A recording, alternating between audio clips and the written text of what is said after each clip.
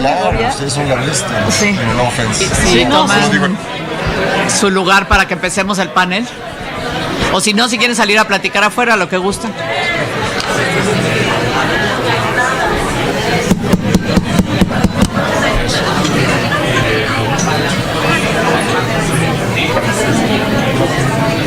Pepe Carreño.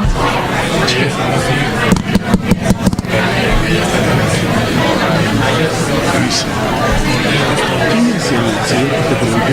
No sé, es abogado, pero no, el que está aquí. Sí. Que trabajó muchísimo con Enrique. Dice ser bastante extraño. Sí. El que está hasta con Rafael, no me acuerdo. Sí, te ven caminando ya. Sí, Rafael siempre trabajó con él, que siempre fue de ser los trabajos más sucios. Yo lo cogí en algún momento.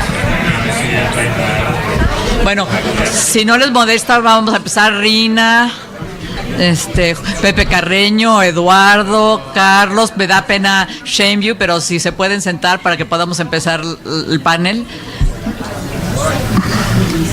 Muchas gracias. Bueno, agradezco a Luis y a Mariana invitarme a moderar este panel, que la verdad es sumamente oportuno. Estamos a unas horas de saber, bueno, de que empiece el proceso electoral. Tenemos un panel realmente de lujo. Tenemos gente que ha trabajado directamente en los temas prioritarios que han surgido en esta campaña.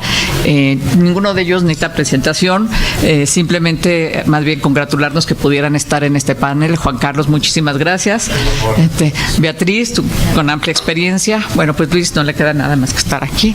Y Gustavo, subsecretario de Migración y experto en temas de seguridad. Entonces, tenemos una mesa muy oportuna y, como les decía, mañana a estas horas ya vamos a saber los resultados del proceso electoral, de las elecciones legislativas y para algunas gubernaturas en Estados Unidos.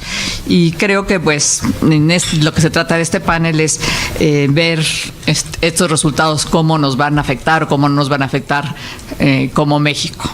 Lo que ha caracterizado a esta campaña es la gran movilización de electores que hemos visto que por los votos adelantados, que la verdad es que los que ya han salido, es que sí ha habido una gran movilización, debido en gran parte a la polarización. La movilización no podamos decir nada más que sea o de los demócratas o de los republicanos, pero que sí es en general, pues que ha hecho que salgan a los votantes. Una cifra interesante es que el porcentaje de voto hispano adelantado ha aumentado considerablemente. En 2014 hubo un voto adelantado de hispanos, 1.1 millones de votos, y ahorita ya está en 2.5 millones de votos hasta hoy en la mañana. O sea, lo que cual quiere decir es que sí se ha movilizado, sin necesariamente saber en qué sentido. Bueno, Trump, hemos observado que lleva en campaña casi un mes, muy enfocada su campaña a estados complicados, en donde no están los senadores seguros de ganar, o inclusive en las gubernaturas.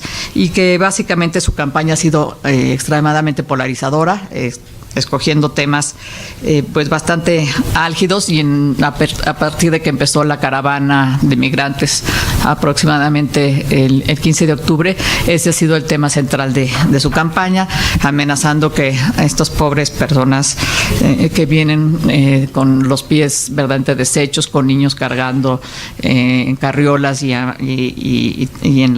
brazos, van a amenazar, y para eso requiere movilizar una cantidad de tropas nunca vistas, y además estar muy orgulloso de su alambre de púas que están poniendo por toda la frontera. Pero bueno, Trump ha preferido hablar de estos temas que están fincados en que le llaman la atención a sus votantes básicos, que les preocupa que vengan gentes que son diferentes a ellos, particularmente tiene actitudes racistas y que han incitado al odio. Curiosamente, la verdad es que la economía norteamericana está en un buen momento, asimismo la creación de empleo. Sin embargo, ha decidido no tocar esos temas, y básicamente lo que se estima es que no lo ha hecho porque realmente sus votantes fundamentales no han sentido en el bolsillo este crecimiento económico. Entonces prefieren no tocar estos temas, sino recurrir a sus temas antiguos.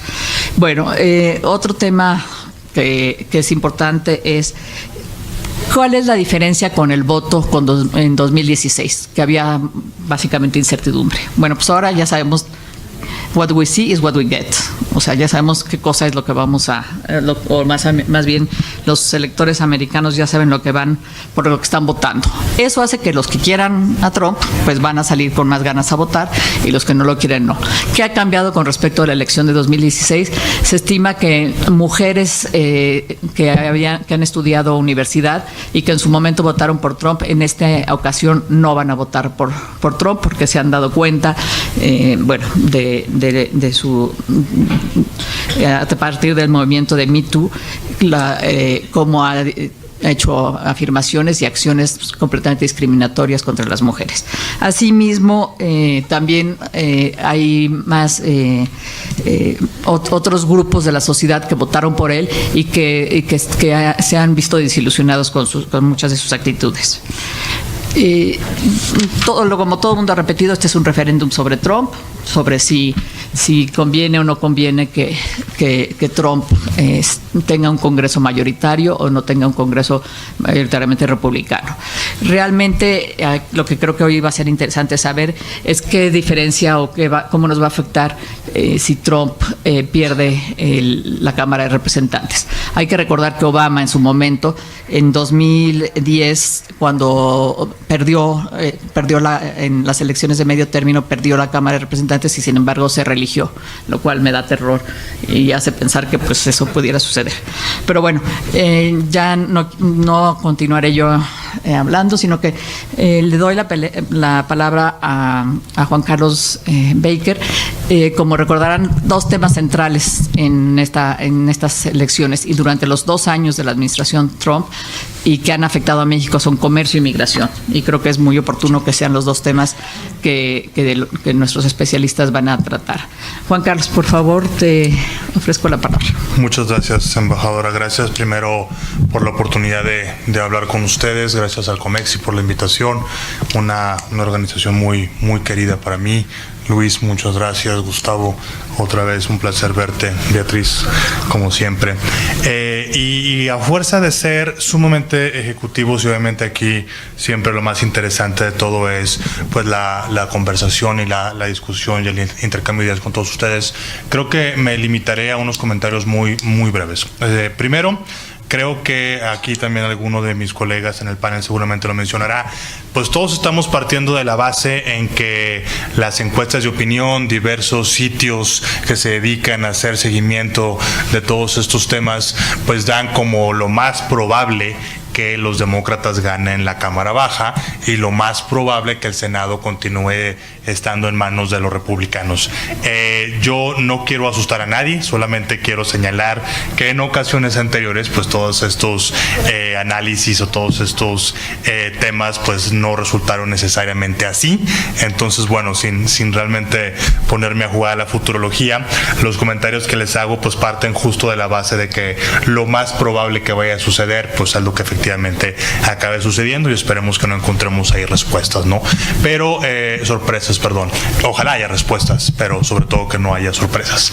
Entonces, bueno, para el tema de comercio o cuál es el contexto en el cual nosotros vemos que está dándose todo este debate alrededor de la campaña y de lo que esto implica. Primero, creo que es muy saludable que haya la atención que se merece a esta elección. Regularmente este tipo de eventos suelen pasar de noche, pero pues ahora por todo lo que implica, tanto como el ser en sí mismo un referéndum de la administración del presidente Trump y cómo está funcionando, ver también cómo empiezan ya a jugar ciertos factores pensando en la elección del 2020 y obviamente también en cómo eso tiene una afectación hacia México por la posibilidad de que la administración del presidente López Obrador pues conviva en su totalidad con una administración del presidente Trump si es que se reelige.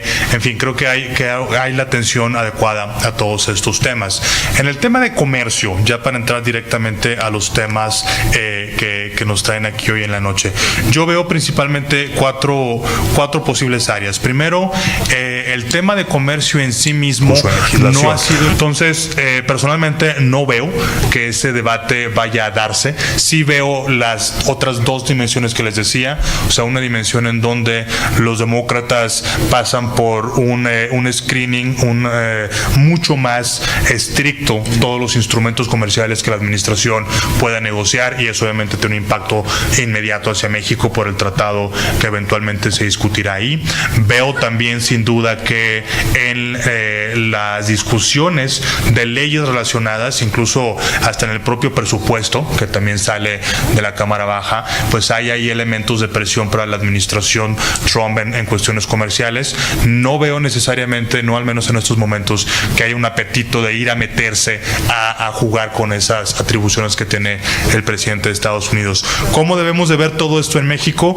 Pues con mucho cuidado, a la distancia, pero sabiendo que esos debates sin duda van a tener un efecto dentro de nuestro propio debate en la agenda comercial aquí, sobre todo pues con la composición de fuerzas políticas que hay ahora en la Cámara de Diputados y en el Senado. De nuevo, gracias por la invitación, y en unos momentos conversamos de temas con mucho más detalle. Gracias. Muchas gracias, Juan Carlos. Beatriz. Sí, muchas gracias. Hola, ¿qué tal? Buenas noches. Primero que nada, quisiera agradecer la invitación a Luis y a Mariana y a Comexi para estar aquí en una noche tan importante para todos, en donde se está definiendo el futuro, no nada más de Estados Unidos, sino de nuestro país y de muchas partes del mundo también. En cuanto al diagnóstico, que con eso empezó Juan Carlos, y que quizás también me gustaría notar ciertas cosas. Es decirles, pues sí, que parecen coincidir las encuestas en cuanto al resultado. Específicamente, una 538 le da un 85% de probabilidad a los demócratas de ganar la Cámara de Representantes y 15% de posibilidad de ganar la del Senado, aunque en general sí debemos decir que todos los encuestólogos y los líderes de opinión han sido extremadamente cautos después del resultado que hubo en el 2016. Esa ha sido la situación. Lo que va a ser interesante también en esta elección es cómo quedan, están en juego también para que todo el mundo tenga en perspectiva, están en juego los 435 escaños en la Cámara de Representantes y una tercera parte de los 100 posiciones en la Cámara de Senadores. En este juego va a ser también muy importante cómo quedan conformados los comités. Mencionó Juan Carlos el de Ways and Means en la Cámara de Representantes, cómo queda conformado el comité del Senado de Finanzas, en el Senado de Finanzas, que son los comités en donde pasaría el TEMEC o el USMCA a una revisión primera antes de pasar al Pleno. Y esas cámaras, si los demócratas obtuvieran la mayoría, el liderazgo de esas cámaras y la composición podrían también cambiar a manos demócratas. En cuanto ya al impacto que tiene la elección, podría tener la elección en el comercio y en el TEMEC, si ganan los demócratas, a pesar de que en las últimas encuestas, curiosamente, y ha sido diferente a lo que se había visto por décadas en Estados Unidos, las últimas encuestas señalan que los demócratas han sido más favorables en estos últimos tiempos al comercio y a los tratados que los republicanos, curiosamente. Sin embargo, si ganaran los demócratas, en mi opinión, podrían haber los siguientes riesgos respecto al futuro del TEMEC. El primer riesgo es que no será tan fácil que los demócratas estén dispuestos a darle un triunfo, una victoria a Trump en la agenda comercial. Como él la ha vendido, pues el tratado para él claramente pudo modificar las condiciones y es un tratado que le favorece principalmente a Estados Unidos. Entonces, en eso tendrán mucho cuidado y cautela los demócratas seguramente. Lo otro es que también, una vez que los diferentes grupos y factores de poder en Estados Unidos se pronuncien, los sectores, respecto a su opinión y evaluación del tratado, también podrían ellos adoptar posiciones para apoyar esos grupos en contra del tratado. Y eso pudiera pasar. La otra cuestión que veo es que puedan muy probablemente dilatar el proceso de aprobación, utilizándolo como una ficha de negociación para obtener otros temas. Finalmente, en esto de impactos, coincido con Juan Carlos que una de las cuestiones que podría pasar es que los demócratas también apoyen limitar las facultades del presidente en materia comercial, que durante 2 siglos el Congreso, a través de diferentes leyes, le delegó su facultad en materia de comercio exterior al Ejecutivo. Entonces sí vería más factible digamos que es algo que también los republicanos han apoyado por las barbaridades que ha hecho Trump en este campo, apoyar una modificación a esas facultades y a esas leyes. Yo veo, quizás aquí disentimos un poco, yo creo que sí sería más factible el que pudiéramos ver esto hacia atrás. Ahora, en cuanto a Trump, ¿qué podría pasar si pierde?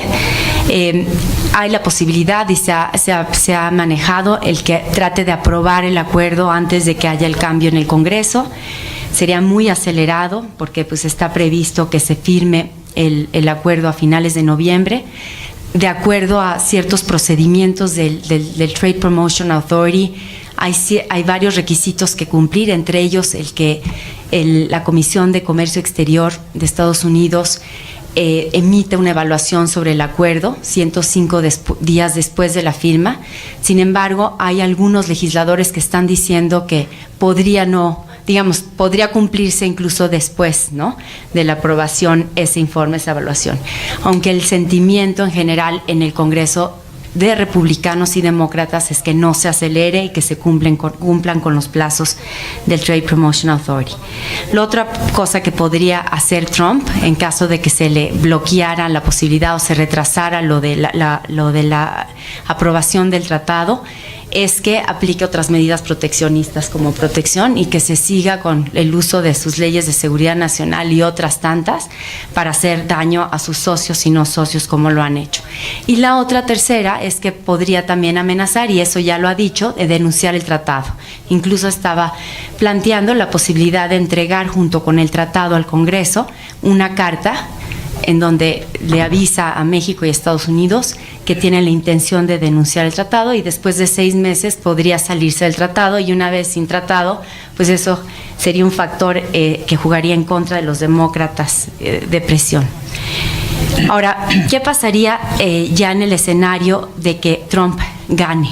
Y que ojalá que así no sea.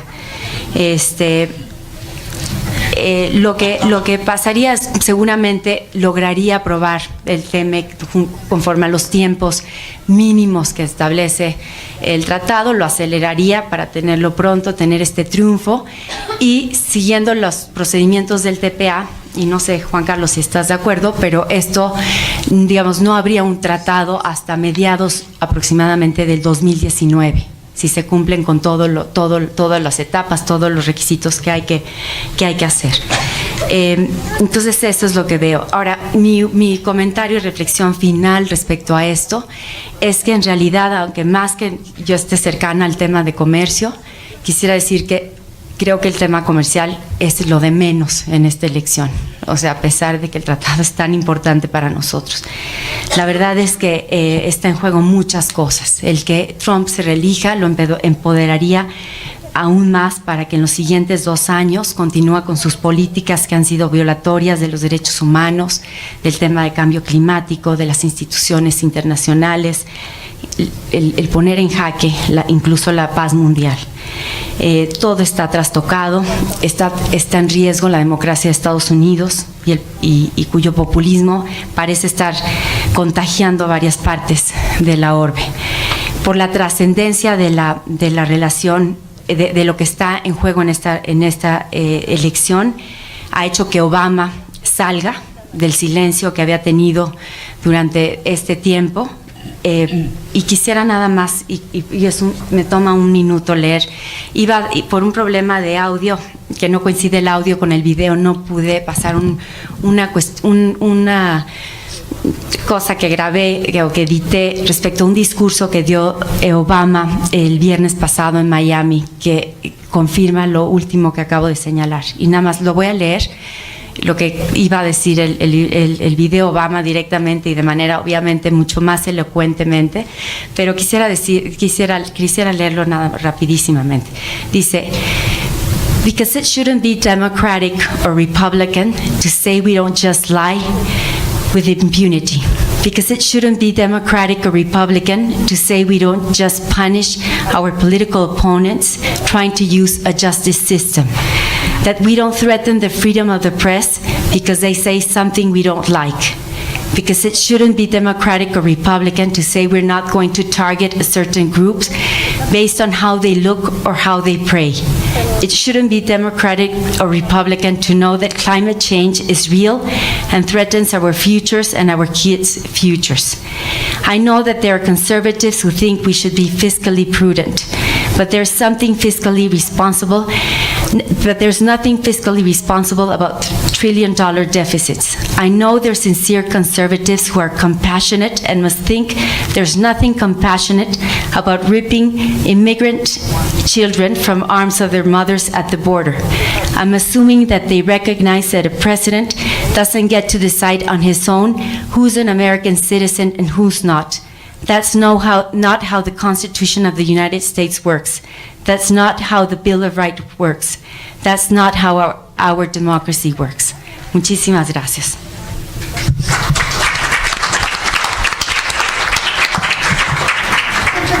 Muchísimas gracias, Beatriz, por poner algunos puntos muy relevantes respecto al comercio y el posible futuro del nuevo Telecán. Yo me niego a decirle Temec, y sobre todo por tus últimas apreciaciones sobre la gravedad y la importancia de esta elección. Gustavo, pues para un tema que realmente nos angustia mucho a todos y en función de lo que está sucediendo precisamente en estos momentos con Caravana, te paso la palabra.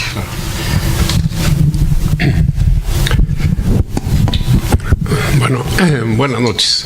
Primero quiero agradecer mucho a Comex y al doctor y a Mariana y a ustedes que me hayan aceptado como miembro de esta asamblea, esta consulta participativa, porque pues no me conocen muchos de ustedes, pero pues ya me aprobaron. Así que les agradezco mucho la confianza. Me pidió Mariana que hablara brevemente sobre las elecciones intermedias y la migración y México, y qué representa para nosotros, y cómo creo yo que el escenario que hemos tenido y lo que podemos esperar.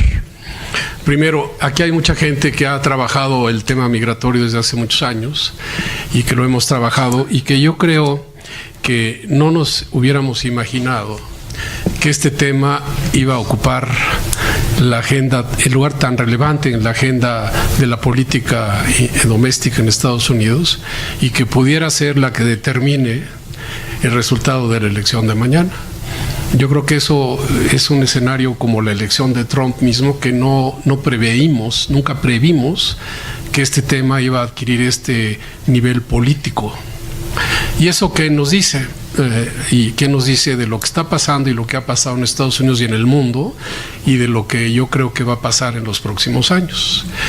Y es el hecho de que Trump tocó una fibra del país de migrantes por excelencia, de una manera perversa y de una manera que apeló a esa parte de la sociedad americana que tiene miedo, y que tiene miedo de los otros, y que, siendo honestos, tiene miedo mucho de los mexicanos, porque finalmente pues somos la minoría indocumentada más grande en Estados Unidos, y somos 11 millones de mexicanos, 7 más o menos indocumentados, y que ya están en realidad todo los Estados Unidos. De manera que hay un balance entre la manipulación y la realidad. Es decir, esa manipulación funcionó porque en la realidad la presencia mexicana para algunos sectores de la sociedad americana es demasiada y sigue habiendo.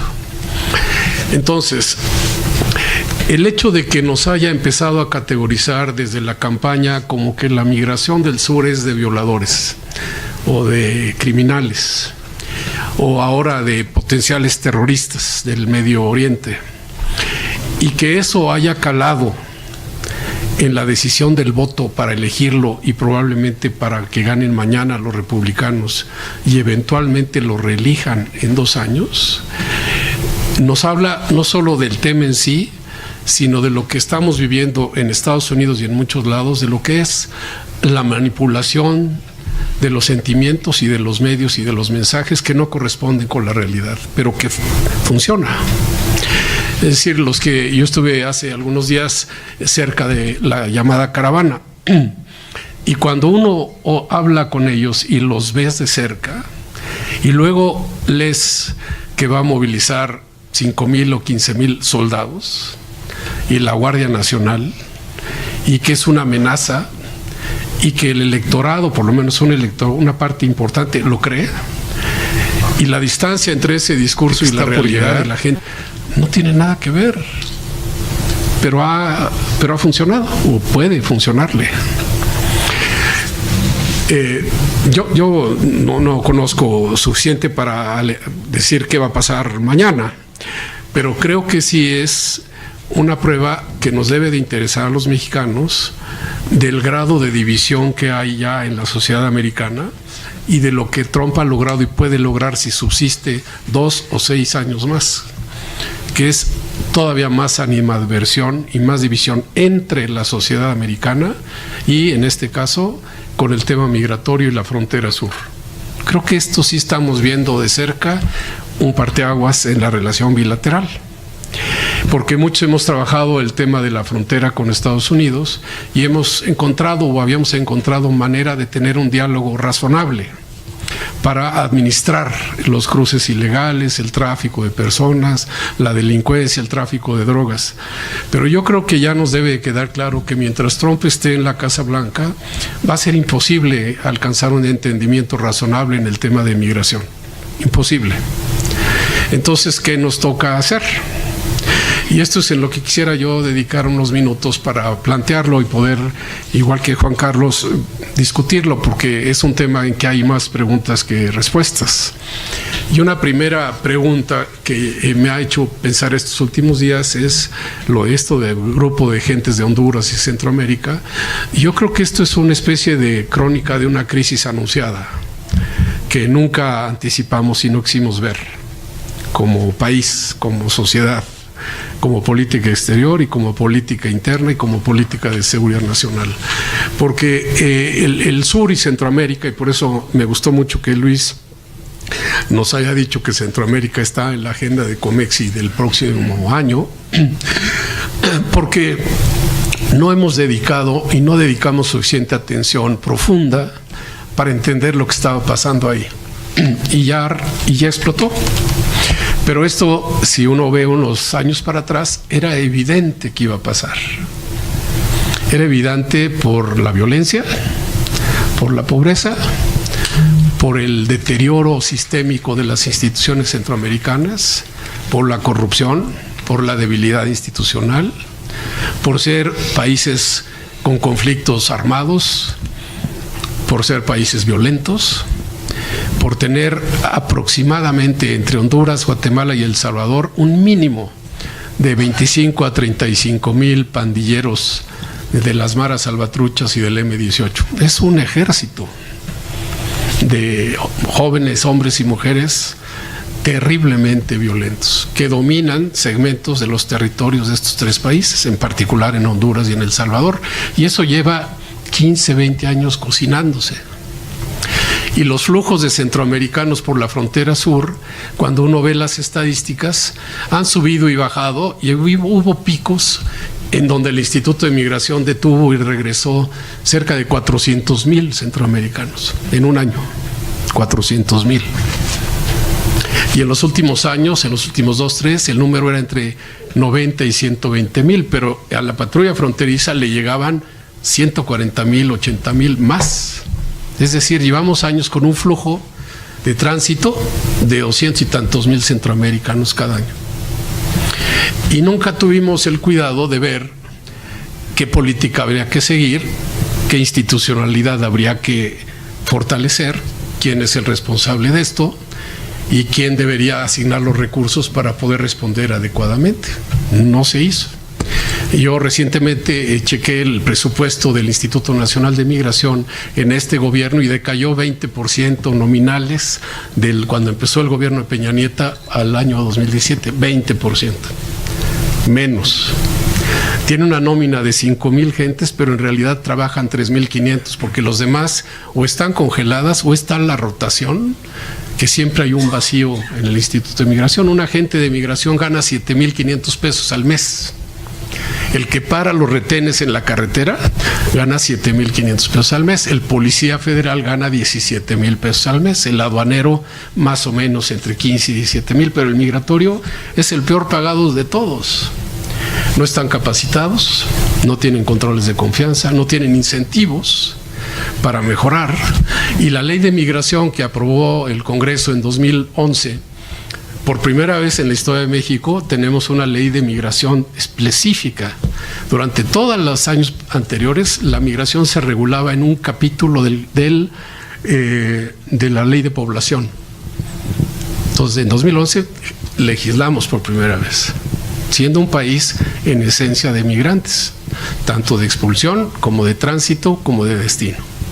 Y cuando uno empieza a ver tantito la historia para atrás, la historia reciente en los últimos 5 años, ya empezamos a ser un país de destino. Ya cada vez más los centroamericanos no solo venían a las fincas de Chiapas o de Tabasco, sino ya una buena parte de la mano de obra de la Riviera Maya es centroamericana indocumentada. Y cada vez más en la zona entre Chiapas, Oaxaca, un poco Tabasco, Campeche, los servicios domésticos, la construcción, la jardinería, la gente, ya hay un mercado subregional y legal no reconocido que existe, donde la gente va y viene. Y eso se fue cocinando sin que le dedicáramos suficiente atención. Entonces, ¿qué es lo que nos pasó, en mi opinión, ahora en estas semanas con la llegada de este grupo de gente? Pues nos agarró por sorpresa y no supimos cómo hacer. Y entonces los tratamos de detener y pues ya todos vimos las escenas de lo que pasó en la frontera con Guatemala. Y ahora yo tengo mucho interés en ver qué pasa cuando lleguen a la frontera norte y cómo va a reaccionar. Digo, vamos a suponer que los soldados van a estar ahí viendo, pero si la gente se trata de meter por los puertos de entrada y los puentes oficiales, ¿cómo los van a recibir? ¿Va a haber violencia? ¿O se hacen y se sientan en el puente y hacen un plantón, como lo hicieron aquí en el de Guatemala, y se quedan ahí y bloquean el tráfico de bienes y de camiones y de personas? Y entonces nos van a decir, pues están del lado mexicano, pues quítalos. ¿Y qué vamos a hacer? ¿Cómo los vamos a quitar? Y luego en estos últimos meses se corrió el rumor, que luego el New York Times confirmó, que se estaba negociando un acuerdo que le llaman The Third Safe Country, en donde la administración Trump quería que México se comprometiera a firmar, como tienen ellos con Canadá, un acuerdo para que detuviéramos aquí y aquí, procesáramos a los peticionarios de refugio de Centroamérica. Y hasta donde entiendo fue un conflicto entre relaciones y gobernación, y finalmente se decidió posponer y decir, ya no me da tiempo, verlo con el gobierno entrante. Entonces, ¿qué espero en los próximos meses y a partir de mañana? Uno, sea cual sea el resultado de la Cámara Baja, que ojalá efectivamente ganen los demócratas, el tema de la migración ya resultó muy rentable para Trump y va a seguir siendo. Va a entrar el gobierno mexicano nuevo y en la agenda va a estar como agenda o tema prioritario el tema migratorio. Y lo que muchos cuestionamos de que si vamos a seguir haciendo o no el trabajo sucio de detener a la gente, se lo van a plantear al gobierno entrante de entrada. Y controla la frontera sur y no pueden seguir llegando porque van a seguir llegando más caravanas. Y nada más les doy un dato: la Comar, que es la encargada de atender el asunto de los refugiados en esta administración, tiene el menor número de funcionarios en su historia. Son 15 gentes atendiendo 4,000 solicitantes. Entonces, termino.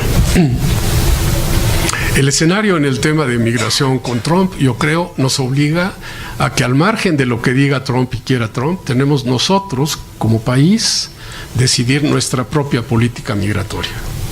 Es decir, en realidad, ¿qué estamos dispuestos a negociar y a cambio de qué con Centroamérica? ¿Estamos dispuestos efectivamente a abrir el mercado laboral, como ha dicho el presidente electo, y darles trabajo a los centroamericanos? ¿A cuántos? Si se abre esa válvula, no van a ser 4 o 5 mil, pueden ser 30,000 o 40,000. Si no los vamos a dejar pasar, ¿cómo los vamos a detener? O como ahorita, que es un poco irónico, que están yendo en camiones y en trenes y en la Bestia, todos a la frontera norte, y los está escoltando la Policía Federal Mexicana. Entonces, no que no los dejamos pasar, ahora los escoltamos. Y no es que la solución sea fácil, yo entiendo la naturaleza de derechos humanos implícita en este tema, pero a lo que voy es que entre migración y yo creo, ya nada más lo menciono, pero creo que lo tenemos que considerar. Trump no ha hablado todavía de lo que le va a pedir a México en materia de seguridad. De seguridad en entendida combate al tráfico de drogas, la seguridad en la frontera. El tráfico de drogas y ahora tiene el pretexto perfecto con los opioides, de manera que el vínculo desde la óptica de Trump va a ser migración y seguridad y control. No va a haber otra.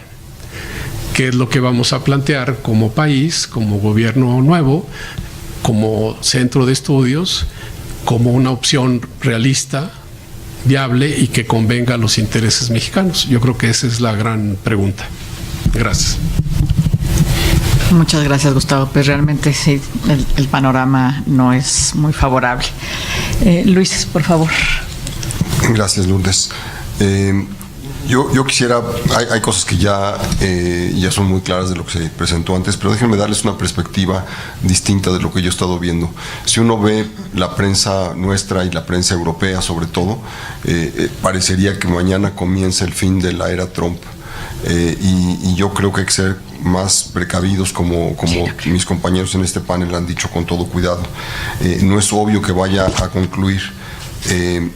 La base de Trump no es mayoritaria, pero es muy sólida. Y hay dos cosas que han ocurrido. Por una parte, los demócratas están envalentonados y creen que pueden ganar y están muy activos y tienen financiamiento que no habían tenido antes. También están muy si ustedes leen la prensa, hay muchos demócratas advirtiendo que podrían no salir como piensan o como esperan. Lo más interesante es que el evento de la nominación y aprobación del hoy miembro de la Suprema Corte de Justicia americano, Kavanaugh, eso envalentonó a los republicanos, que vieron como un acto ilícito de parte de los demócratas el intento de descarrilar esa nominación. Entonces tenemos fenómenos que son muy distintos a los que nosotros vemos. Yo veo dos escenarios. Un escenario es que Trump retenga las dos cámaras, y otro escenario en que pierda el Congreso. La probabilidad de que pierda el Senado es cercana a cero o cero completamente. Pero en cualquier caso, este es un escenario inusual para Estados Unidos. Típicamente los presidentes pierden la intermedia, su partido pierde la intermedia. Solo ha habido dos casos en casi 90 años en que los presidentes han ganado, su partido ha ganado la intermedia. Y la razón por la que todo parece indicar que va a ser atípico es, por un lado, Trump, por otro lado, los demócratas. Por lo que a Trump tiene que ver, y yo creo que tenemos que dejar de verlo como nos gustaría ver al presidente americano, como una persona que se preocupa por los temas que son mexicanos, o la razón por la que Estados Unidos, por ejemplo, estuvo dispuesto a negociar un tratado con nosotros hace 20 y tantos años, es que Trump ha tomado un control primero absoluto del Partido Republicano y ha excluido a quienes no comulgan con él.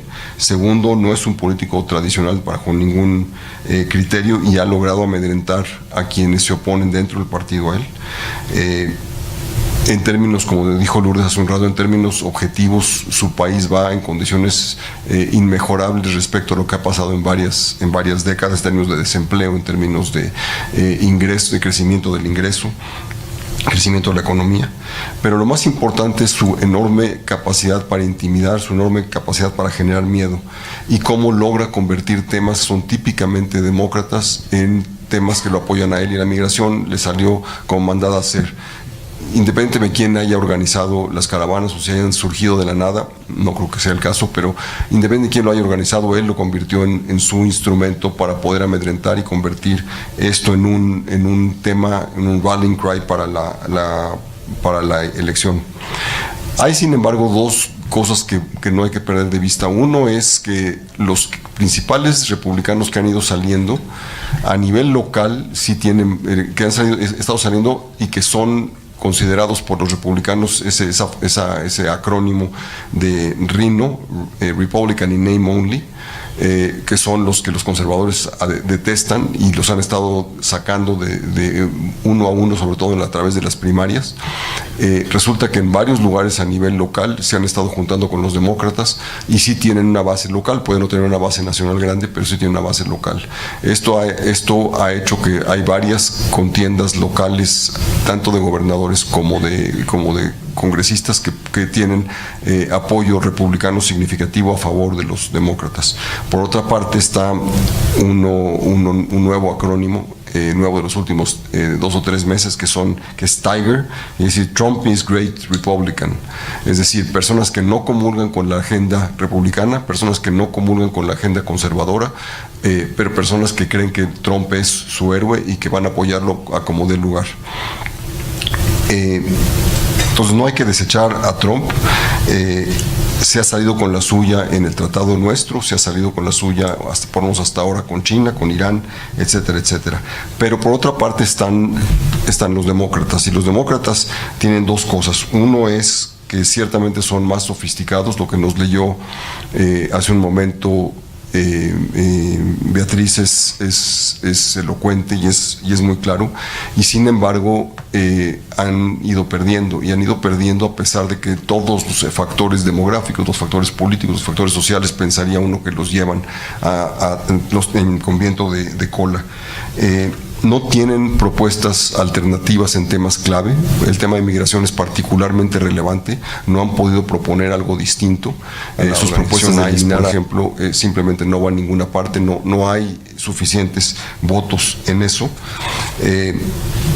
Para muchos demócratas, sobre todo centristas, que están viendo que su partido está yendo más a la izquierda, no les gusta Trump, pero tampoco les gusta lo que están viendo en la tendencia del partido, y eso los ha dejado colgados de la brocha, que en contiendas locales pueden ser apoyos demócratas, pero en contiendas federales, quién sabe.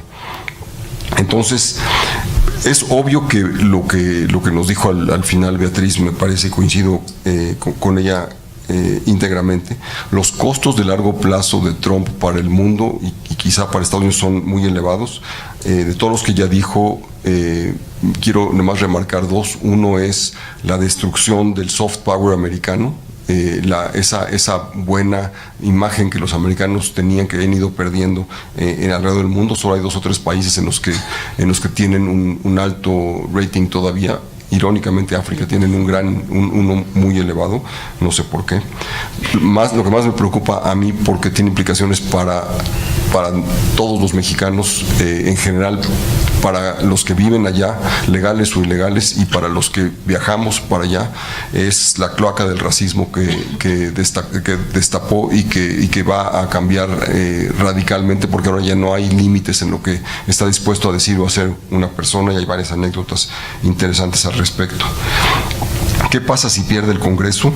Primero pierde el control de la agenda, y normalmente, pero Trump no es un presidente normal, si uno recuerda lo que hizo Obama o lo que hizo Bush cuando perdieron el control de una de las cámaras, lo que pasa es que el presidente empieza a dedicarse a otras cosas, típicamente política exterior, porque eso es en lo que tiene mayor control o menos necesidad del Congreso. Sin embargo, todo indica que que Trump no va a dejar eso fácil, va probablemente a amedrentar a los republicanos, va a obligarlos a jugar juegos. Vimos un poco lo que nos dijo Juan Carlos y nos dijo Beatriz en términos del tratado. Cualquiera de esos juegos puede ser significativo. ¿Qué quiere decir esto para nosotros?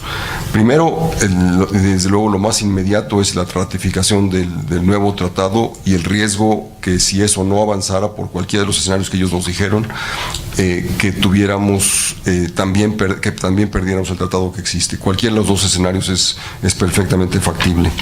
Segundo, en términos de la relación bilateral, va a ser una relación cada vez más tensa, más compleja. El presidente Peña Nieto fue con razón o sin razón, es una discusión aparte, pero se mantuvo silencioso con todos los ataques de Trump, y yo creo que eso le costó al PRI en las elecciones recientes. Eso no va a ser igual con Andrés Manuel López Obrador. Y quizá, por lo tanto, va a ser más intensa, y por lo tanto, imaginen escenarios de choque de dos nacionalistas, donde, aunque sean retóricos, tienen consecuencias en la vida cotidiana. Va a haber mucha más rispidez, no tengo duda de ello. López Obrador ha dicho repetidamente que la mejor política exterior es una buena política interior. Lo que pasa es que eso es muy difícil de hacer en el contexto de los intercambios tan complejos y tan profundos que tenemos hoy en día. Eso tenía sentido en la época de los años 50 o 60, donde los intercambios con los americanos eran escasos y muy controlados y muy controlables por un sistema político, pues con el poder y el peso que tenía en esa época. Yo creo que esa visión es poco realista en la actualidad, es poco sostenible en la actualidad, y entonces tenemos que pensar en otras cosas. Algunas ideas simplemente en el aire, y con eso concluyo. Primero, si vemos la forma como han estado sancionando a los rusos, y hablo de sanciones, por ejemplo, a personas rusas, no estoy diciendo que tienen razón o no de sancionar a esas personas, si hay temas fiscales o temas de lavado de dinero y demás, pero el hecho es que lo han estado haciendo para sancionar a Putin específicamente, a grupos cercanos a él. Debemos empezar a pensar si no hay una clave para México ahí. Segundo, si pierde la Cámara, su énfasis es en el exterior, no necesariamente va a ser positivo como trató de hacer Obama, sino que probablemente sería mucho más ríspido, como planteó hace un momento Gustavo. En consecuencia, tenemos otro frente nuevo que no teníamos hasta ahorita. Y concluyo con un último punto. Quizá lo que va a definir mucho más es qué hagamos nosotros en Estados Unidos, porque una de las cosas que resultó para mí evidente, por lo menos en la elección de Trump, es que nosotros, después de la firma o de la negociación del tratado original en 92-93, virtualmente abandonamos, por la crisis del 95, abandonamos toda actividad política, proselitista, si ustedes quieren, de temas mexicanos en Estados Unidos. Y es el costo de haber hecho eso, es que creamos una serie o dejamos que crecieran una serie de venenos contra México, que son los que capitalizó Trump en su campaña hace exactamente 2 años.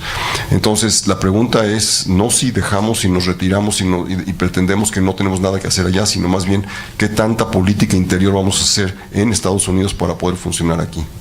Muchas gracias.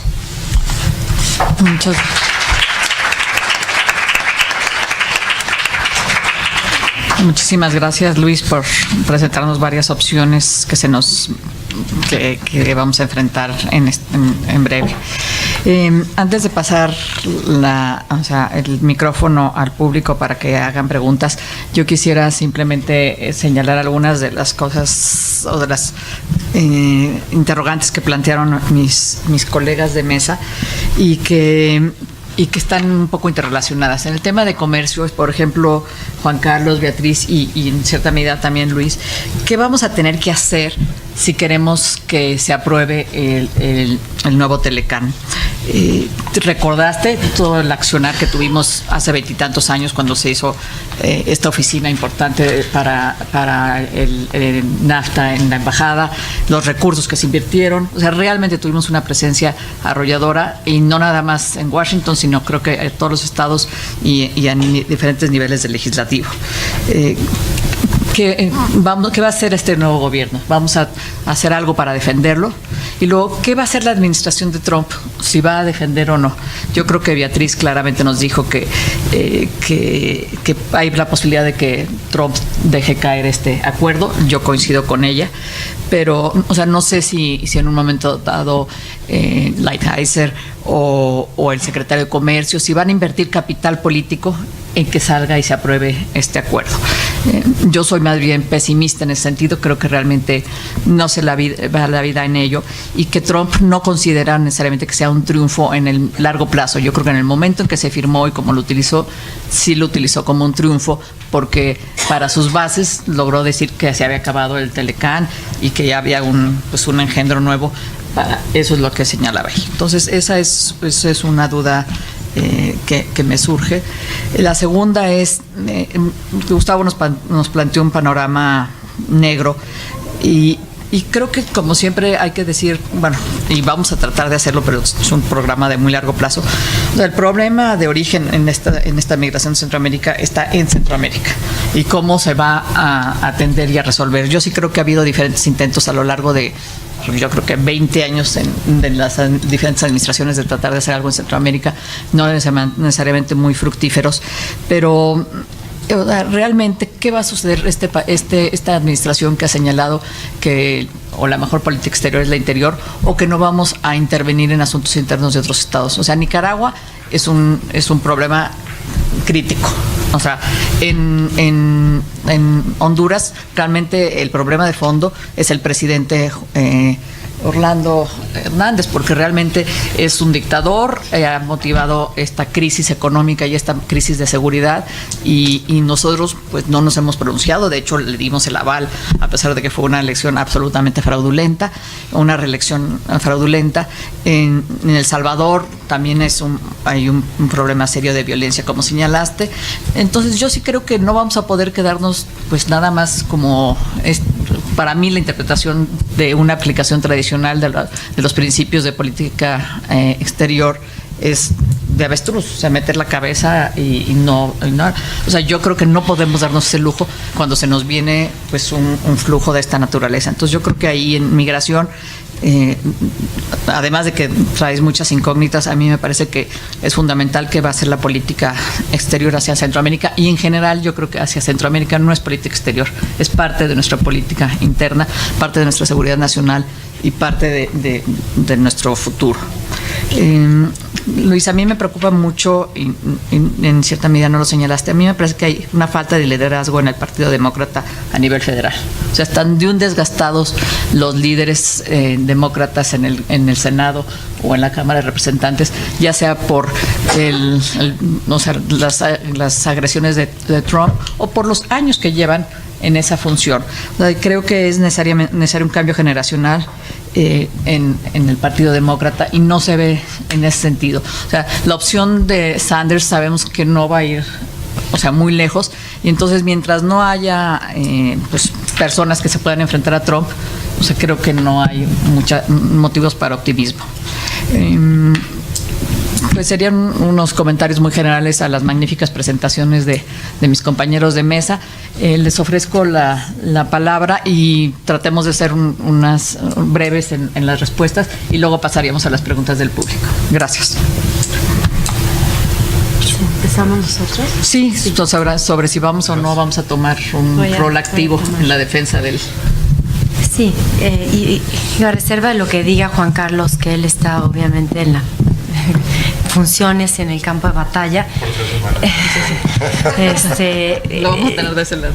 Lo que he visto es que el sector privado, el gobierno, por el lado de México, se han organizado de manera muy efectiva desde que empezó todo este proceso de renegociar el tratado, para empezar a hacer el cabildeo, contratar a la gente adecuada, a contratar un despacho incluso de consultores. Esto lo hizo el sector privado, para que hicieran el cabildeo durante todo el proceso, ¿no? Y tuvieron una estrategia de bottom-up, de ir también, no nada más atender a los grandes actores en Washington, sino también una estrategia de grassroots, ¿no? Para convencer a los diferentes actores económicos de los beneficios del tratado, y creo que seguir haciendo esos esfuerzos en este momento van a ser muy importantes. En cuanto al costo político del tratado, pues siempre ha sido el tema comercial un tema espinoso, donde generalmente no quieren entrar a esto en los siguientes 2 años, en donde va a estar en juego también la reelección. Trump va a ver este tema como meramente político y va a presionar mucho a los demócratas para que lo aprueben, y si no, pues va a amenazar en salirse. Eso es como yo veo, y los demócratas pues van a tratar de seguir lo que sus constituencies o lo que el ambiente político diga y le convenga. Si el sector laboral, que el sindicato laboral, que tradicionalmente se ha opuesto a estos acuerdos, ejerce una presión muy fuerte en contra del tratado, y ya han manifestado que no están muy contentos, que está mejor que el Telecán, pero no están tan contentos, pues puede ser que tampoco quieran tomar un partido, una posición, y lo arrastren, porque, digamos, prefieren no. También hoy leí unas declaraciones del departamento del US Chamber of Commerce, donde se manifiestan que pues el tratado no es el modelo a seguir, o sea, que se hizo, está bien, pero que ojalá que no se siga por los demás acuerdos. Entonces creo que van a tener también una posición de, entre más se retrasen todos estos procesos que está abriendo Trump con todo el mundo de negociación, pues mejor para los demócratas, para que no se modifiquen, y sobre todo para el sector privado, las condiciones. Gracias, Beatriz. Muy breve, nada más complementando lo que dice Beatriz. Yo, en términos del el esfuerzo o la presencia, yo creo que hay que seguir haciendo lo que se ha estado haciendo hasta este momento. O sea, el aprendizaje de todo esto, a final de cuentas, tiene que ser qué fue lo que nosotros dejamos de hacer en Estados Unidos. Y creo que es muy claro que ahí nosotros todos, ¿no? El sector privado, gobierno, otros grupos de interés, incluso hasta la parte legislativa, ¿no? De repente también las comisiones binacionales y otras cosas que habían llegado a tener un perfil muy alto, pues simplemente ya dejaron de existir, ¿no? Yo creo que ahí todos tenemos una parte del abandono en el cual esto se dejó, y pues la consecuencia es la que nosotros ya vivimos ahora. Yo soy muy optimista respecto de que este apoyo va a continuar. De hecho, no sé el cálculo político que pueda tener Trump respecto del acuerdo. Creo que eso, aunque yo les diga ahorita con 100% de certidumbre, no lo puedo hacer, pero supongamos que lo pudiera hacer, nada indica que mañana Trump no vaya a cambiar de opinión así inmediatamente, sin ningún tipo tampoco de complejo o culpabilidad. Entonces yo creo que más bien va a ser el cálculo político del momento. Ahora, por supuesto, aquí la pregunta al final es si se arrastra la aprobación de este nuevo acuerdo, pero el otro sigue vigente, pues en estricto sentido, pues creo que eso podría ser una situación en donde de manera muy coloquial, pues cada quien su golpe y listo, ¿no? Así te la llevas. El problema es que no creo que vaya a ser así, y aquí sí estoy convencido de que, a pesar de lo que dice la parte de ciertos sindicatos, lo que puede expresar el sector privado, lo que pueden expresar también otra serie de analistas o de puristas respecto a los temas, este es el acuerdo que se tiene en función de las condiciones que están actualmente, y yo no veo que esas condiciones vayan a cambiar ni en 2 años, ni en 4, ni en 6, ni en 10. Y no tiene que ver con Estados Unidos solamente, tiene que ver con la manera en la cual hay todo en algunos casos, a todos los temas de libre comercio relacionados a la apertura comercial e integración, lo cual a mí no deja de sorprenderme, porque de hecho es una paradoja muy grande. Le echan la culpa al comercio, pero al mismo tiempo quieren que el comercio arregle todos esos problemas. Entonces, en lo que la OMC se termina de reinventar, en lo que los demás países pueden alinear bien cómo quieren sacar esos temas en función de su agenda interna y demás, yo creo que este medio ambiente va a estar aquí un buen rato. Entonces, el comparativo no es si este acuerdo era mejor que el primer acuerdo, si este es el acuerdo que está hablando del siglo XXI y las tecnologías y el futuro y demás. Desgraciadamente, ese es el acuerdo en el cual ahora, en estos momentos, es la plataforma que mantiene vivo un nivel de integración, claro, porque de otra manera sí desaparecería completamente. Gracias, Juan Carlos. No sé si Gustavo y Luis tengan algo que comentar. Adelante. No. Sí, a ver, Guadalupe, Eduardo, perdón. Vamos a tomar 3 o 4. Ale y Natasha. Okay, muchas gracias. Bueno, mis preguntas, me voy a salir del tema comercial al tema político, económico y social y de seguridad. Respecto a lo que estamos observando en Estados Unidos, creo que tenemos 3 semanas que van a ser críticas para México y para el mundo, en lo que tanto adentro de Estados Unidos como fuera se digiere el resultado, que por hoy está 50-50, si no es que 51, con la posibilidad de que continúen los republicanos. Eso está relacionado con lo que pasa en Centroamérica y en México. O sea, cambia la relación interparlamentaria, o sea, la dominancia de la relación interparlamentaria entre el Congreso de Estados Unidos, el Parlamento canadiense y el mexicano. O sea, en un momento en que la relación con Canadá está tensa, por un lado, y en un momento en el que lo que vamos a ver es un gobierno de Guatemala, un gobierno de Honduras muy alineado con los republicanos. Perdón, Guadalupe, ¿tienes una pregunta? En Estados Unidos. ¿Me permites? Eso, combinado con la presencia de tropas en la frontera, a mí me parece que configura un escenario muy complicado. Entonces me gustaría saber cómo perciben, especialmente tú, Lourdes, y Gustavo, este escenario tan crítico. O sea, no me puedo imaginar, de verdad, ya ha habido disparos en la frontera a migrantes, si llega a haber una situación en la que, por una u otra razón, se ven involucrados no solo fuerzas policíacas, sino otro tipo de fuerzas. Gracias. Ale, ¿quién hay atrás? No, Eduardo, cualquiera de los dos. Gracias. Sí, perdón. Es que bueno, en primer lugar, igual que Gustavo, agradecer la confianza por haberme electo como miembro de la Junta Directiva de Comexi. Muchas gracias por su apoyo.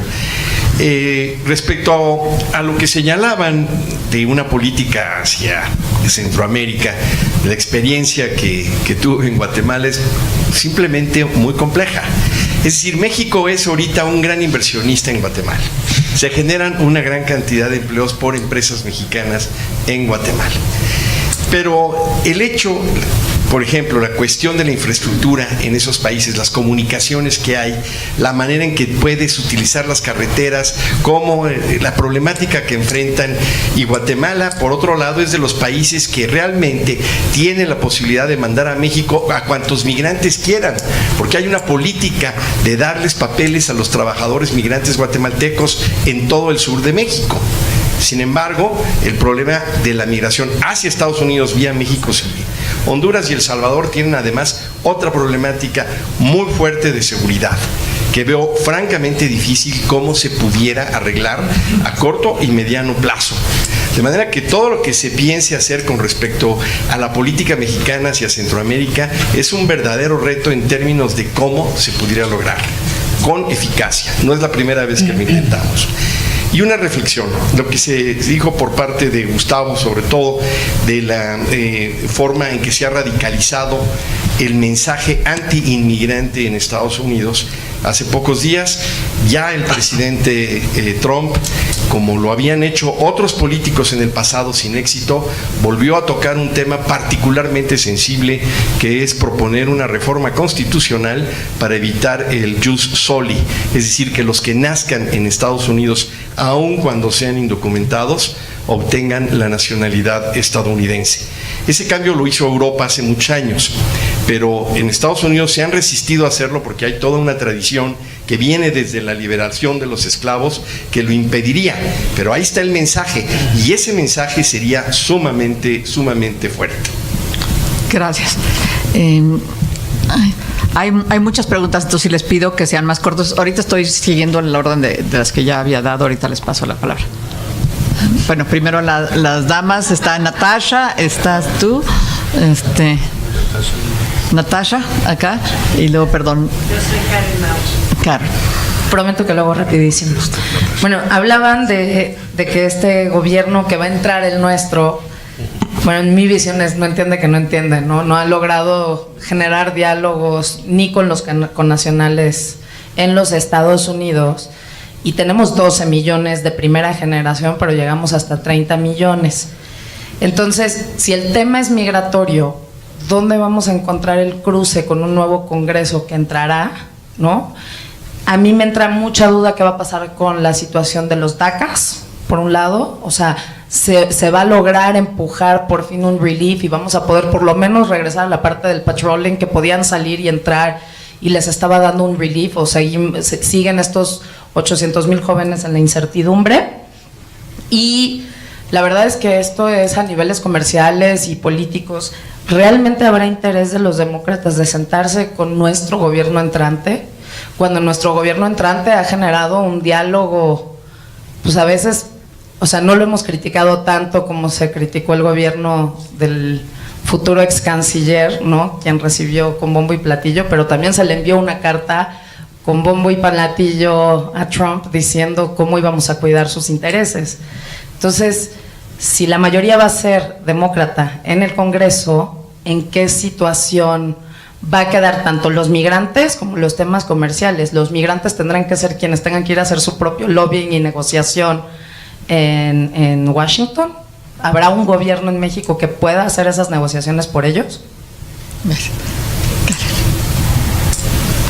Karen. Y perdón, ¿quién seguía en la lista? Karen. No sé, Karen, no, pero digo, ¿quién? Perdón, Francisco. Hola, yo tengo el gusto de ser binacional, soy americana de origen y tomé la decisión de naturalizarme, soy mexicana orgullosamente. A mí lo que me preocupa es que muchos de los comentarios del panelistas, estoy muy de acuerdo, yo no estoy a favor de Trump, pero creo que tanto aquí como allá hemos perdido nuestra visión histórica. No hay que olvidar, por ejemplo, que el punto de el executive order de Trump para quitar el derecho de ciudadanía a los que nazcan allá no lo puede hacer es un constitutional amendment. A mí me gustaría ver, fui a la plática que dio el presidente Zedillo de la política de drogas. Me gustaría ver la opinión del panel, que si México lograra regularizar drogas, ¿qué impacto tendría en la percepción y el nivel de migración del crimen y la corrupción que tenemos en dos lados de la frontera? O si es una cosa tan fundamental para los americanos que jamás permitirían, y voy a decir permitirían, a México tomar una decisión aquí. Estamos hablando de la violencia del sur, pero a mí me preocupa la violencia aquí, y el punto del presidente Zedillo, que estamos batallando la guerra de los Estados Unidos y son los mexicanos que están perdiendo, que están muriendo y desapareciendo. ¿Qué opinión tienen de la posibilidad de que hacemos un cambio dramático aquí y que si lo podemos hacer con Trump, con o sin los demócratas? Gracias. Perdón, ahí mismo había otra. Sí. Gracias, buenas tardes. A mí me gustaría ver un debate mucho menos emocional y un poco más centrado, sobre todo en el tema de hipocresías que se dicen tanto del lado de los republicanos como del lado de los demócratas, porque ambos lados están enloquecidos y están radicalizados. Entonces, creo que conviene a un foro como este ser menos emocional y un poco más objetivo de lo que está sucediendo, porque tampoco lo que va a pasar mañana no es apocalíptico ni se va a acabar el mundo.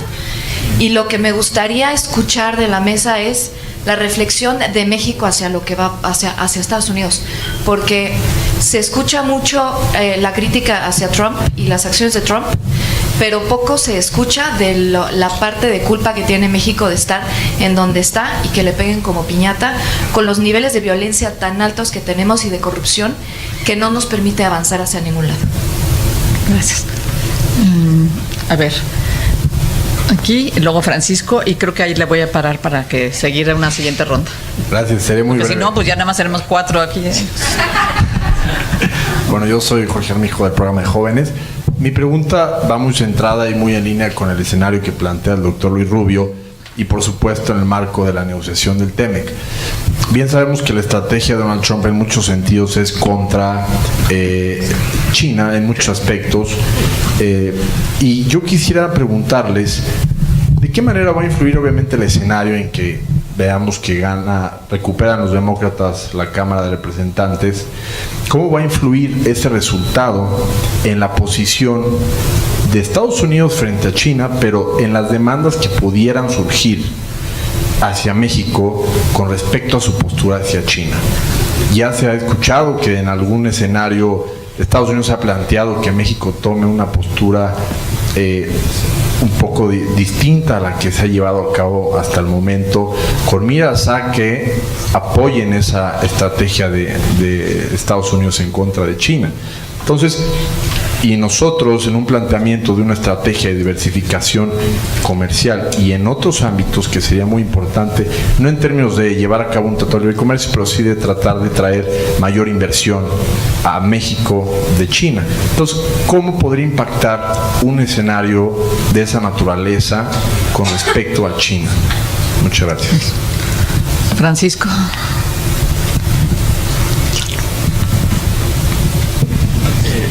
Brevemente un par de comentarios básicamente sobre la cuestión migratoria y voy a dar un argumento adicional a la postura que entendí de Luis Rubio al final respecto a la relación México-Estados Unidos, que probablemente entraría en algún tipo de enfrentamiento, y creo que Luis lo puso explícitamente, Gustavo fue menos explícito, pero yo voy a un argumento en que creo que vamos para allá en esta cuestión. México, en mi opinión, tiene muy pocos márgenes de maniobra en la cuestión migratoria. Prácticamente, y yo hace mucho escribí un artículo donde decía que México hacía virtud de la necesidad en términos de sus políticas y sus respuestas sobre la cuestión migratoria. Y entonces, claro, tú asumías como propio cosas que no te quedaban más remedio que asumir, como es pues, permitir el tránsito y una serie de otras cosas que, pues claro, mejor hacemos virtud de eso, dado que no podemos hacer otra cosa, independientemente si sea deseable o no deseable.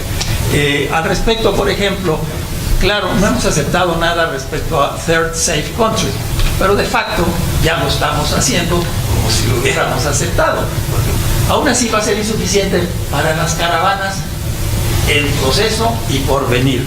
Yo sí veo que hacia el futuro va a haber una especie de, como se dice en inglés, collision course en un enfrentamiento en este terreno. Por una razón, la nueva administración va a ser una administración, en mi opinión, tal vez me equivoque, de principios o principismo. En la cuestión migratoria, derechos humanos, vamos a darles visa, o sea, bueno, entonces esos van a eventualmente presionar porque su fin último es del otro lado y van a estar reforzando. Yo creo que ahí va a haber, no creo que eso de López Obrador que va a convencer a Trump de no sé qué tanto, es muy difícil, yo creo que va a ser lo contrario. Vamos hacia el enfrentamiento en esa materia por lo menos. Gracias. Gracias. Bueno, no, a mí me dan mucha pena. Si hay tiempo y gente, con mucho gusto damos otra ronda de preguntas. Creo que, Gustavo, muchas fueron para ti. Te paso la palabra. Déjame muy rápido tratar de contestar a algunas específicas y en general un comentario final. Yo creo que es una...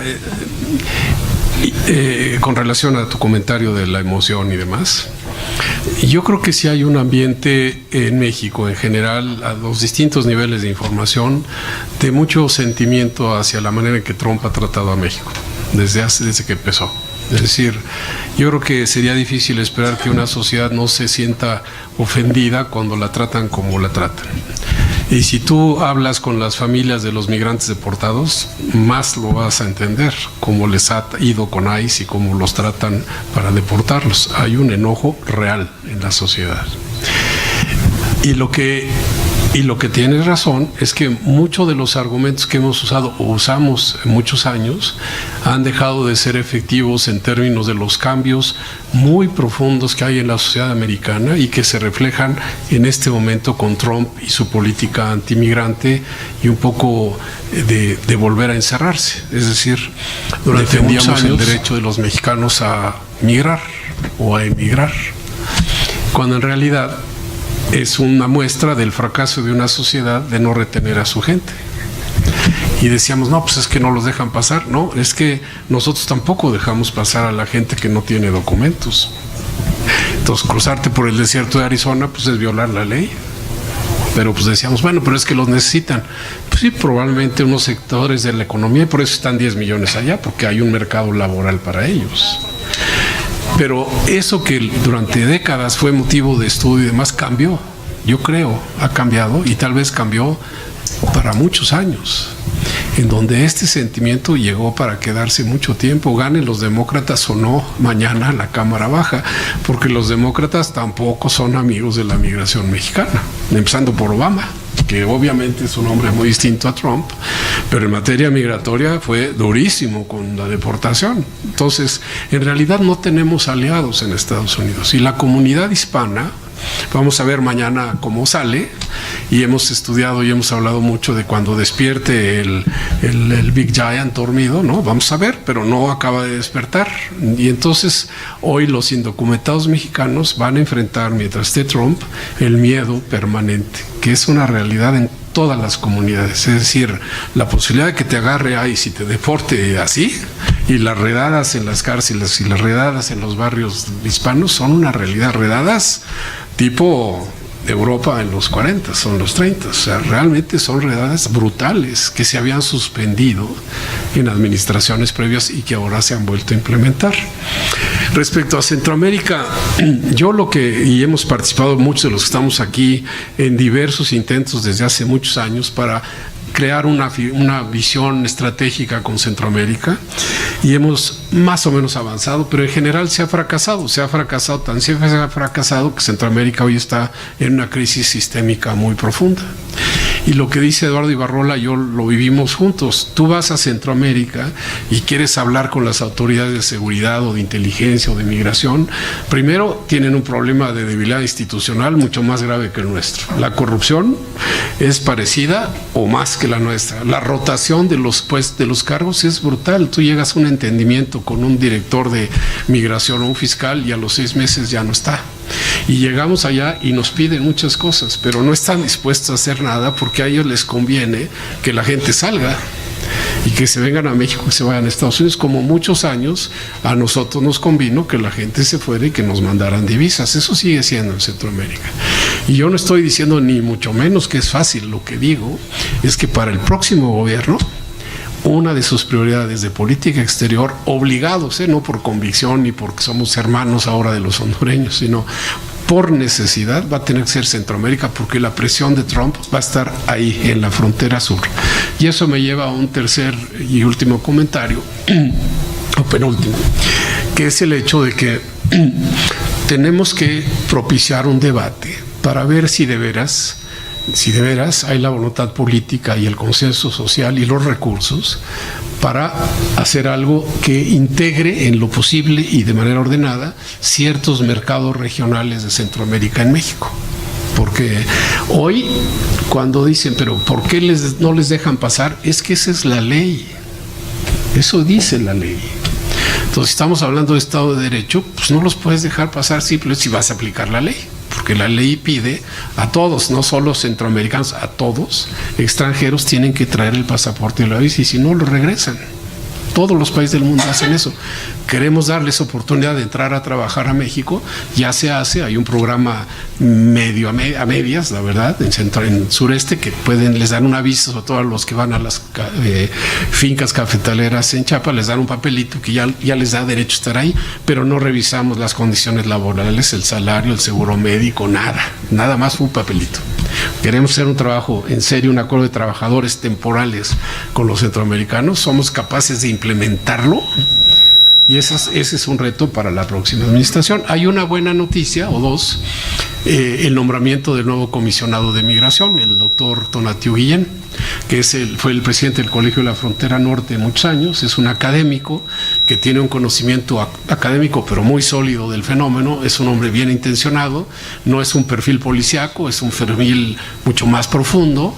Y bueno, si él va a estar a cargo y con un subsecretario que parece ser es Alejandro Encinas, que en principio también tiene interés en hacer un cambio en la visión migratoria, pues a lo mejor ahí tenemos una buena noticia. Gracias, pues le faltaron unas respuestas para Natasha, pero bueno, un minuto, si es posible, les doy la palabra a Luis, Beatriz y Juan Carlos. Un minuto, 3 respuestas rápidas. Uno, yo no creo que, eso es una barbaridad, pero no creo que se pueda explicar el triunfo de Trump sin los años de Obama, que provocaron una reacción muy grande del otro lado. Eso tampoco se puede ignorar. Segundo, en las drogas, número uno, México, yo creo que el problema de México no es de violencia, no es de corrupción, no es de drogas, es de falta de gobierno, es de falta de capacidad institucional. Ese es nuestro problema fundamental. Legalizar las drogas en México no va a cambiar la dinámica de la violencia o de la corrupción. Los que tendrán que en todo caso que legalizar son los americanos, porque ese es el mercado al que va. Entonces nuestro problema no va a cambiar si los americanos legalizan. Lo que importa es cómo vamos a construir capacidad de gobierno en México para poder gobernarnos, para poder tener paz interna, poder tener reglas del juego que se respetan, etcétera, etcétera, etcétera. Y finalmente, simplemente complementando lo que dijo Gustavo ahorita, tenemos esa noción de que tenemos un derecho divino de cruzar las fronteras sin papeles, y eso es algo que ya no es posible, simplemente políticamente no es posible, independientemente de que legalmente hace muchos años, sí, nunca sí haya sido posible. Gracias. Muchas gracias. Un comentario muy breve respecto al tema de seguridad. Lo que como yo veo es que pudiera mejorar con un cambio en el Congreso es en la cuestión de armamento, el control de los armamentos en la frontera, aunque pues se requiere para volver a adoptar el tratado respecto a la regulación y control de las armas, pues también el voto del Senado. Entonces no sé qué pasaría ahí, pero podría haber una expectativa de mejor cooperación porque los demócratas han apoyado esa agenda. En respecto a China, se va a ver, digamos, si se va a aprobar el nuevo acuerdo, ya se empieza a ver, yo lo empiezo a sentir, por lo menos en el despacho, el que hay interés mayor de los chinos de invertir en México para poder cumplir con las reglas de origen nuevas que plantea el tratado. Y por otra parte, México va a tener que cuidar también su relación con China para no afectar su relación con Estados Unidos. Entonces ahí va a tener que ser cuidadoso. Por una parte quiere diversificar con China sus exportaciones, pero por otra parte sí es un hecho que Estados Unidos está preocupado que México o Canadá se acerquen, e incluso hasta se introdujo una disposición específica en el nuevo tratado para, con dedicatoria a China al respecto. Entonces eso es como yo veo la relación con China. Gracias. Yo creo que una de las cosas que ojalá se pueda hacer pronto es tener verdaderamente un consenso sobre lo que tendría que ser un China policy. Es decir, en México, a diferencia de lo que tú ves en otros lados, o sea, en Brasil, por ejemplo, es muy claro que cuál es el China policy, venderles todo lo que puedan comprar de comida, ¿no? En otros lados es mucho más claro, y aquí en México no lo tenemos, porque la verdad es que es un tema que polariza mucho. Si tú ves en ciertos sectores industriales hay mucho interés en ir, en otros no tanto. Creo que no es una exageración decir que China, por el lado más sistémico, sí hay prácticas que no corresponden realmente a las reglas del juego a nivel internacional en materia comercial. Entonces no estoy justificando la actitud que puede tener la administración del presidente Trump hacia China, pero creo que es un hecho que con los compromisos que asumió China cuando entró en la OMC, pues hay algunos que no han terminado de consolidarse ni de realmente efectivamente llevarse a un buen término. Entonces China tendría que ser también un stakeholder del sistema internacional. Ahora, el término de si nosotros podemos diversificar hacia China, yo creo que la verdad podría pensar en muchos más lugares que serían una opción de diversificación más clara, más evidente, más tangible, más fácil antes de China. O sea, empezando por simplemente el TPP, Japón, otros países en donde incluso ya hay un cierto nivel de interés e incluso de admiración. Aquí en México, país como Singapur, en donde se puede ver claramente una cuestión aspiracional, países como Australia o Nueva Zelanda, que son países que tienen un alto nivel adquisitivo. Este sueño también siempre que hemos estado postergando de tener una relación más cercana con Brasil y con Argentina. Entonces, sí, diversificación yo creo que ahora va a ser sin duda algo mucho más allá de la palabra, porque de nuevo yo personalmente creo que un aprendizaje de todo esto que hubo en la negociación del TEMEC es que no nos debe de volver a pasar. No podemos volver a estar en esta situación dentro de 5, 10 o 15 años. Y ahí es donde finalmente la parte de diversificación, que de nuevo recordemos, la diversificación la hacen los empresarios. No importa cuántos tratados de libre comercio negocie cualquier gobierno, si los empresarios no deciden salir de esa zona de confort o de esos lugares en donde ya tienen muy probados sus modelos y sus prácticas, pues esa diversificación se va a seguir quedando ahí. Pero yo creo que ahora tenemos otros incentivos para que pues sí, efectivamente la echemos a andar de veras. Gracias. Bueno, dos temas que no contestaron mis colegas. Uno, situación en la frontera, violencia. O sea, yo considero que ahorita hay 3 semanas en que todo lo peor puede suceder. O sea, nadie va a ser, digamos, el dueño del problema, y entonces de aquí a que lleguen a la frontera, que pueden tardarse entre 5 y 10 días, sí va a haber una zona gris, y yo creo que puede haber, o sea, muchos factores que deriven en un conflicto y en violencia, lo cual es lamentable. Y con respecto a la regularización de drogas, indudablemente creo que es un tema fundamental, pero que también nos va a confrontar con Estados Unidos en el mediano corto y mediano plazo.